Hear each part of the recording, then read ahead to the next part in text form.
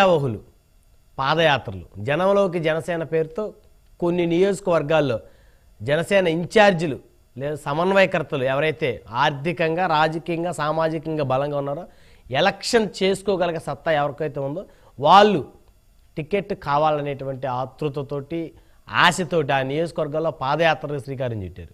అదేవిధంగా తెలుగుదేశం శ్రేణులు సైతం కూడా కొన్ని నియోజకవర్గాల్లో ప్రజల్లోకి వెళ్తున్నటువంటి పరిస్థితి ఉంది.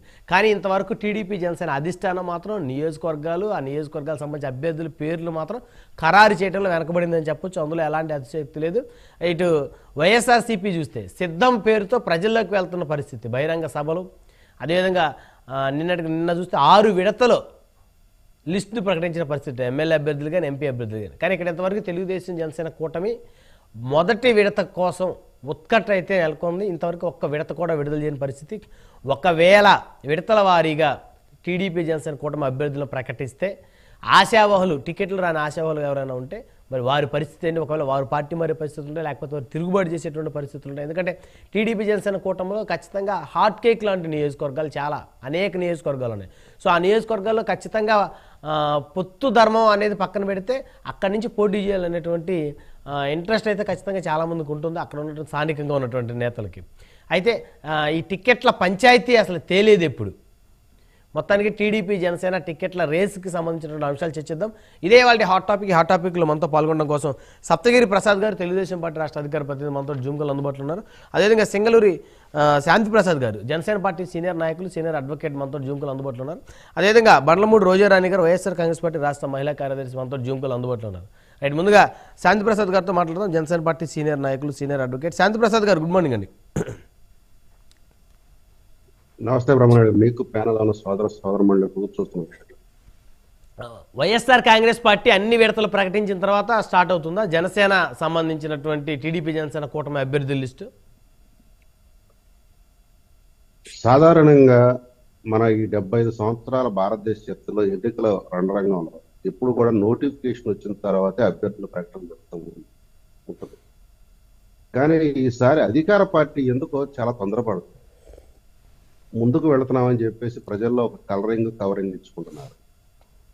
చూసారా, మా అభ్యర్థులను ప్రకటించేసా, ఇంకా ప్రత్యర్థులు అసలు అభ్యర్థులు ఎక్కడున్నారో వెతుక్కుంటున్నారు అనే పరిస్థితి తీసుకొచ్చారు. కానీ వాస్తవం ఏంటంటే అది పూర్తిగా రివర్స్ లో ఉంది. నాకు వీళ్ళని చూస్తే చింతామణిలో సుబ్బిశెట్టి డైలాగ్ గుర్తొస్తుంది, కింద పడ్డాగానే కొట్టింది నేనే అంటాడు. ఇప్పుడు 60% పైగా ఓటింగ్ పర్సంటేజ్ ఉంది.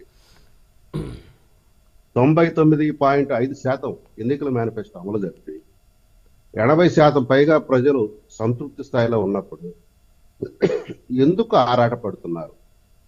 ఎందుకు ఇంత ముందుకు పరిగెత్తున్నారు అనేది ప్రశ్న. ఎందుకంటే వాళ్ళ మాటలతో చూస్తే 175లో విజయం నిశ్చయం అయిపోయింది కదా. అవును, అయినా ఎందుకు పరిగెత్తున్నారు? ఎక్కడో ఏదో గోల్మాల్ జరగట్లేదా? రెండోది 151 నియోజకవర్గాల్లో అదే అభ్యర్థుల మొఖాలు మారిపోతున్నాయి. ఎమ్మెల్యేలు ఎంపీలు అవుతున్నారు, ఎంపీలు ఎమ్మెల్యేలు అవుతున్నారు. చాలా గందరగోళంగా తయారైంది. అయితే ఇక్కడ ఒక విషయం చెప్పాలి.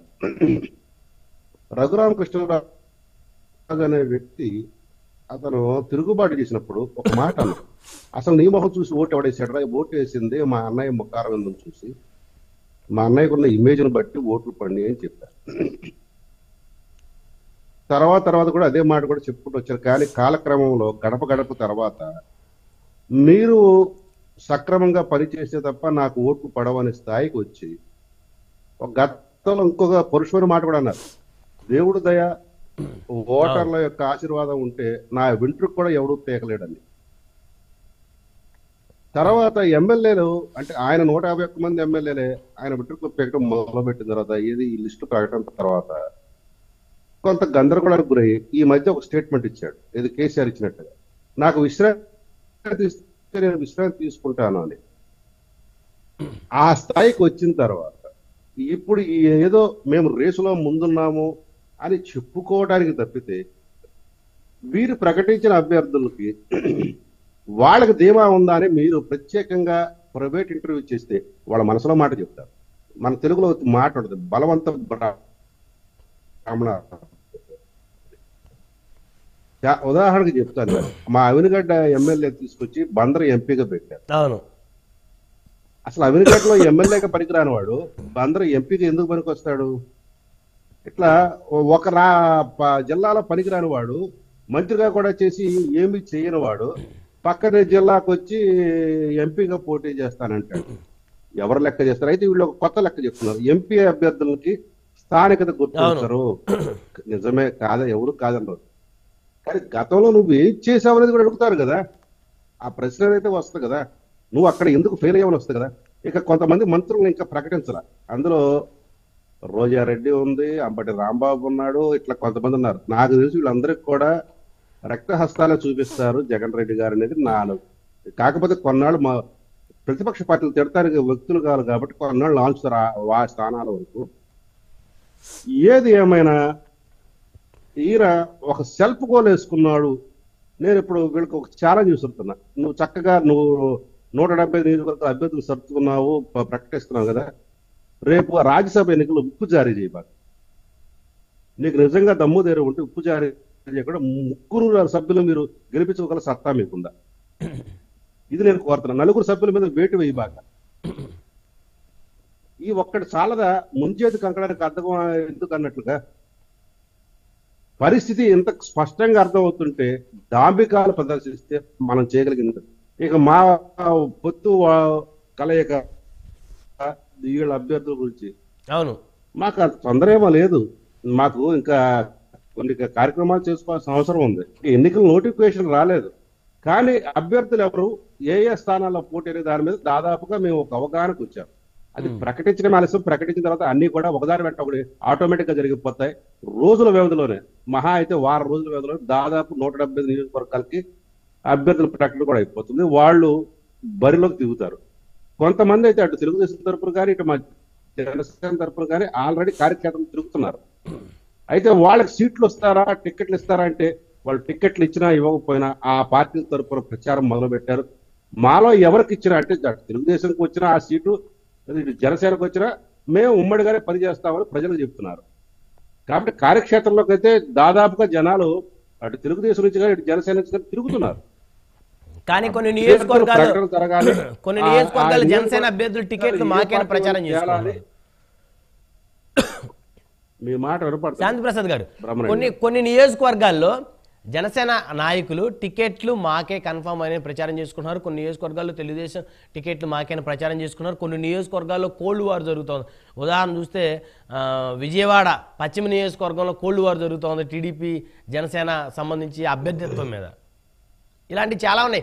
ఆఖరికి సాక్షాత్తు తెనాలి నాదెండ్ల మనోహర్ గారు ప్రాతినిధ్యం వహించబోతున్నటువంటి, గతంలో ఆయన 2 సార్లు ప్రాతినిధ్యం వహించిన తెనాలి నియోజకవర్గం నుంచి కూడా ఆలపాటి రాజయ్య గారు అక్కడ పాదయాత్ర మొదలుపెట్టారు. ఆయన అనుచరులు గత వారం క్రిందట సూసైడ్ అటెంప్ట్ కూడా చేసుకోబోయారు మీడియా ముందు ఆయనకి టికెట్ ఇవ్వాలని. సో ఇలాంటి ఎన్నో ప్రమాదాలు పొంచి ఉన్నాయి భవిష్యత్తులో టీడీపీ జనసేన కూటమికి. దీనికి నేను చక్కటి మీకు సమాధానం చెప్తాను.